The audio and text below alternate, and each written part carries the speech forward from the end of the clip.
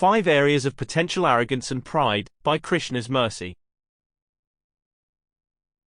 भाव बस्य भगवान सुख निधान करुणा भवन तजी ममता मद मान भजिय सदा सीता रवन. Quote, Bhagavan, who is a treasure of happiness and the home of mercy, can only be won over by ecstatic, meaningful devotion. Giving up attachment, arrogance, and pride, one should always be devoted to the husband of Sita. Dohavali, 135. 1. My ability at the office. Seriously? What is wrong with people? How are they so slow to complete tasks? They cry about everything. They complain all the time. The things they struggle with are beyond my comprehension. I far exceed expectations. I know that this place would not function without me. They need me more than I need them. They are so lucky to have me. Just imagine where they would be if left to rely on these others, who are slackers. 2. My ability to multitask. I run the household. I handle multiple jobs. I take care of the finances. I am basically in charge of everything. I never have to beg in weakness. I don't rely on others to get important things done. Who can be better than me? You people would not last a day in my house, with the mountain of responsibilities. 3. My cooking skills. I don't eat out anymore. The food is terrible. The worst ingredients, put together in the wrong combinations. These places make money, for sure, but I am much better at cooking. I can make so many things. Sometimes, I experiment with a new recipe and it comes out great. 4. My driving. I have routinely put hundreds of thousands of miles on cars that I own. I bought them new. I can handle long distances without an issue. I can transport people to wherever they need to go. I am always willing to step up. I don't complain about fatigue. 5. My knowledge. I didn't realize it at first. I didn't have any point of reference for comparison. But now that I have spent time in association with other so-called scholars, I see that my knowledge is vastly superior. I know much more than they do.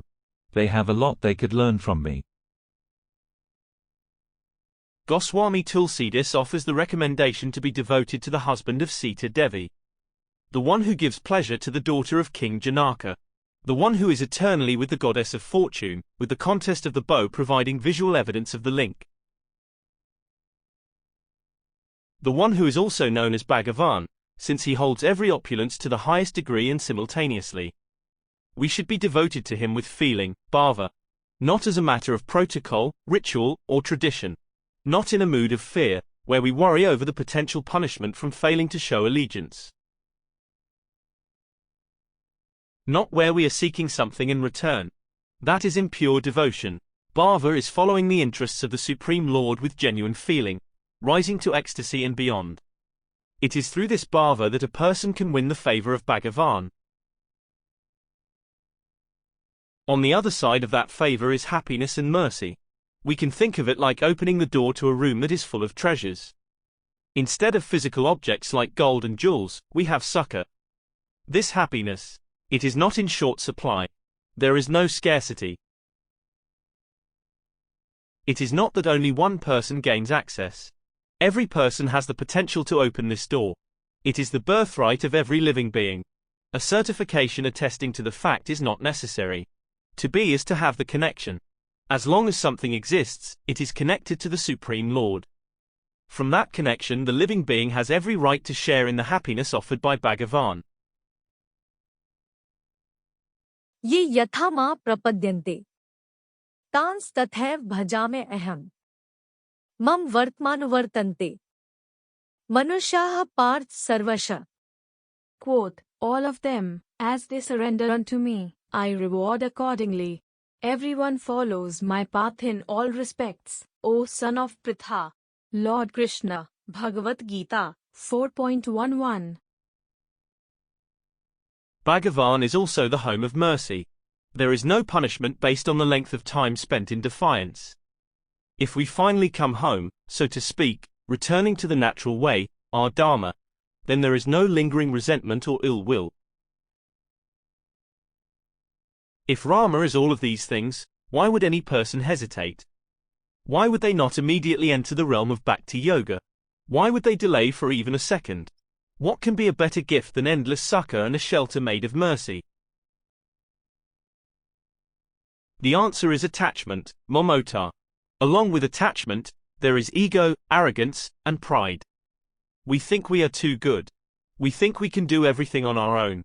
Why should we surrender when everything is already in our hands? Why should we submit to someone else, in weakness, when we are so strong? प्रकृतेः क्रियमाणानि गुणैः कर्माणि सर्वशः अहंकारविमूढात्मा कर्ताहम् इति मन्यते. Quote, the bewildered spirit soul, under the influence of the three modes of material nature, thinks himself to be the doer of activities, which are in actuality carried out by nature. Lord Krishna, Bhagavad-gita, 3.27. The truth is that we are not the doer.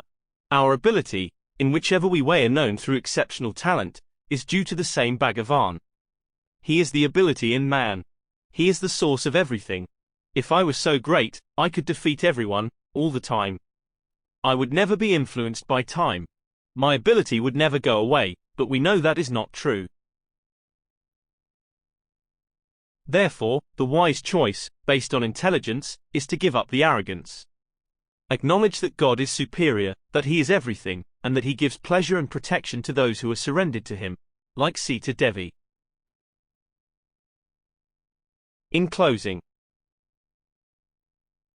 the one with Sita living, to whom pleasure giving, with potency beyond measure, giving happiness in treasure, release arrogance and pride, remain always on His side. Not that everything only from me. In devotion clearly to see,